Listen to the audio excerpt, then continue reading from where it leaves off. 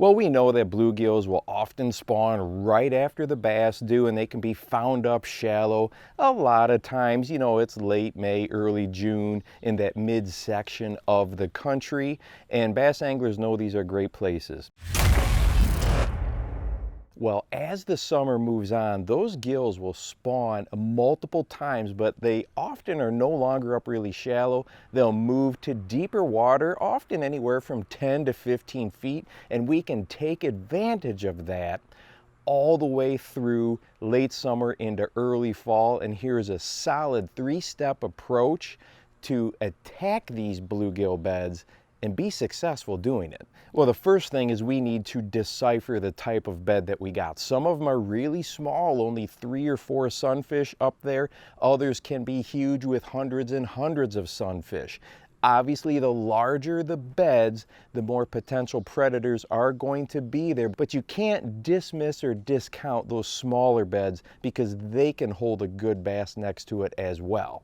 Now, usually what we'll do as anglers is we'll go ahead and see one of these, throw a cast or two up there, and then move on. Well, we are missing the potential because the only time that those largemouth or those smallmouth, whatever, other predators are going to be up on top of those beds is when they are aggressively and actively feeding. And oftentimes this is going to be in low light periods, morning, evening, overcast types of days. Well, the first thing I do when I approach a bed is I will go ahead and throw a lure through there a couple of times. Some of my absolute favorites are a swim jig, a hollow body frog, because I can leave it sit up there, and then I also really like a wake bait as well. So I'll go ahead and cast across the top of that bed a few times. The next thing that I'm going to do is back off to deeper water. So I'm going to locate where's that bed at, and then I'm just going to pull off to deeper water. Some places it may drop into 15, 20 feet. Other places, if you got a little more stain to it, maybe it's 3 or 4 or 5 feet. But once you locate that deeper water, and if you can get on a point where it comes straight off, wow, that is that's a really high percentage spot. But once you locate that deeper water, what is there? Do you have an inside and an outside weed line? Right here we have curly pondweed and some chara. As you can see, there's a very distinct starting point, and then there is also a distinct stopping point. So hit both sides of that on that weed bed that is closest to those sunfish spawning areas. And when you take a look down here in this curly pondweed, there's a lot of space down there in the bottom. I mean, you can easily picture all kinds of predators nestled up down there. So we've got to use lures that are efficient. Some of my favorites for fishing this deeper drop off of these bluegill beds are something like a shaky head, of course a Ned rig drop shot, and then jigs as well, because I can really leave them sit down there and just sit and sit and sit and sit and coax those bass into biting. And with the shaky head, I like to use the Elastec because that tail is going to stand straight up. Something like a super finesse worm works really well for me.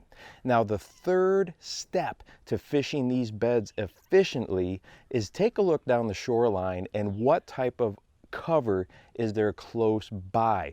Right here we have got a dock, and then we also have a laydown. These are 2 other dynamite places that predators, bass can go ahead and slip to when they're not actively feeding, but they are still close to those sunfish beds.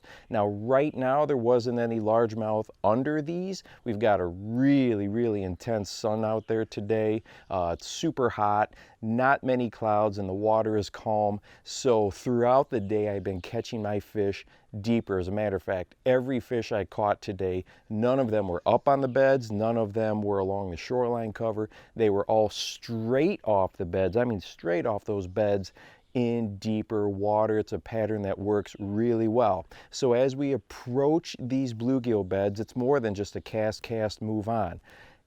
Take this 3-step approach, really soak that area, and I think you're going to have some tremendous success all throughout the summer. And as those sunfish move deeper to spawn, you can pick them up on your side imaging really well. And if you do go out in the evenings during a sunfish spawn, wow, you can have an amazing topwater bite. And hey, if you would like to watch a video that talks about how to fish this chara or sandgrass or skunkweed, go ahead and check this one out right here. It really talks about how your lures can be efficient when fishing this shallow, short type of vegetation. And make sure to go out and encourage someone today. You never know how you might just change their life. For the Bass Fishing Life, I'm your host, Steve Rogers.